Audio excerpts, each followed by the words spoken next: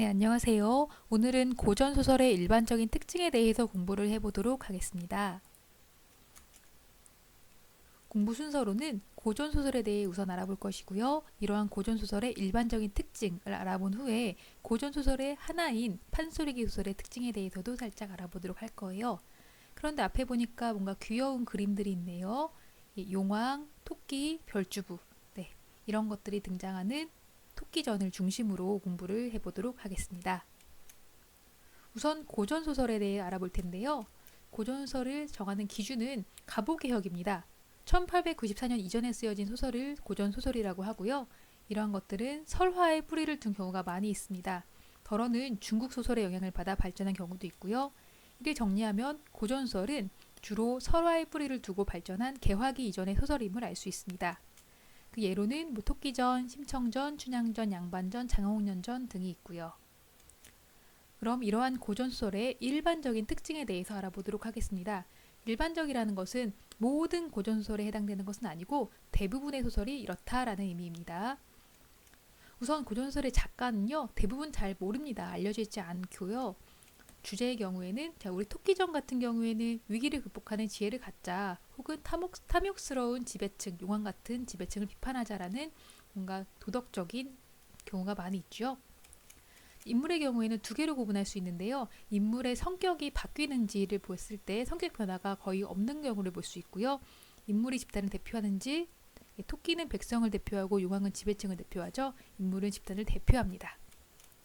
사건의 경우 사건이 현실성이 있나요? 우연히 흘러가는 경우가 대부분이고요. 배경의 경우 언제 어디에서 일어난 일일까? 토끼전은 옛날 옛적 영국에서 일어난 일이죠. 뭔가 막연하고 비현실적인 경우가 많습니다. 다음으로 고전소설의 구성, 즉 흐름은요, 주로 시간의 흐름에 따른 경우가 대부분입니다. 문체, 문장의 형태를 의미하는데요. 이것은 소설에 따라 조금 다릅니다. 말하는 듯하는 문체도 있고요. 운율이 느껴지는 문체, 그리고 대화 말투가 아닌 경우도 있습니다. 시점, 서술자의 위치인데요. 인물의 행동과 심리를 모두 전달하는 위치에 있습니다. 결말의 경우에는 대부분 소원의 성취를 하는데요. 우리 토끼전 같은 경우에 토끼는 간을 빼앗기지 않고 다행히 잘 탈출을 하죠. 고전설은 변천이 되는 경우도 있는데요. 비슷한 다른 제목의 작품이 있는 경우가 그러한 예입니다. 토끼전의 경우에는 수군가, 토해간, 구토지설과 같은 비슷한 내용의 다른 작품들이 있습니다. 지금까지 공부한 내용을 다시 한 번만 정리하도록 하겠습니다. 고전설의 작가는 작가 미상인 경우가 많습니다. 주제는 선을 권하고 악을 징벌한다. 즉 권선징악인 경우가 많고요. 윤리적이고 도덕적인 경우가 많습니다.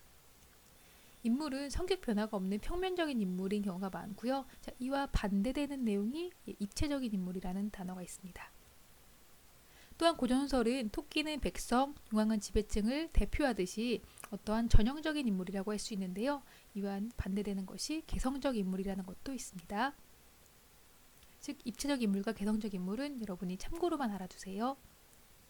다음 사건은 우연히 흘러갑니다. 우연하고 비현실적인 사건이 대부분이고요. 배경은 막연하고 비현실적인 경우가 많습니다. 구성은 시간의 흐름에 따르는 순행적 구성 혹은 한 사람의 일생을 시간의 흐름에 따라 그린 일대기적 구성이라고 봅니다. 문체는 말하는 듯하는 낭송체, 운율이 느껴지는 운문체, 대화 말투가 아닌 글에서만 쓰이는 문어체 등이 고루 사용이 되고 있고요. 시점, 인물의 행동과 심리를 모두 전달하는 전지적 작가 시점이 되겠죠. 결말은 대부분 행복한 결말로 끝납니다. 마지막으로 변천의 경우에 판소리기 소설만 무언가 변천이 되는 경우가 있는데요. 조금 더 구체적으로 살펴보도록 하겠습니다. 즉 판소리기 소설의 특징인데요. 이것은 판소리 사설이 구전, 입에서 입으로 전달되다가 문자로 기록되어 정착된 소설을 의미합니다. 고전소설의 한 종류이고요. 변천 과정을 살짝 볼게요. 우리가 공부하고 있는 토끼전은 별주부전이라고도 불리는데 이것은 고전소설입니다. 이러한 고전소설이 되기 이전에 근원설화가 있었어요. 이름하여 구토지설, 거북이와 토끼의 이야기인데요. 이것이 시간의 흐름에 따라 판소리 사설인 수군가와 토별가로 불리기도 하고요. 고전설로 바뀌었다가 토의 간이라는 신소설로 변천이 되기도 합니다. 이것으로 오늘은 고전소설의 일반적인 특성과 그중 하나인 판소리기 소설의 특징에 대해서 알아보았습니다.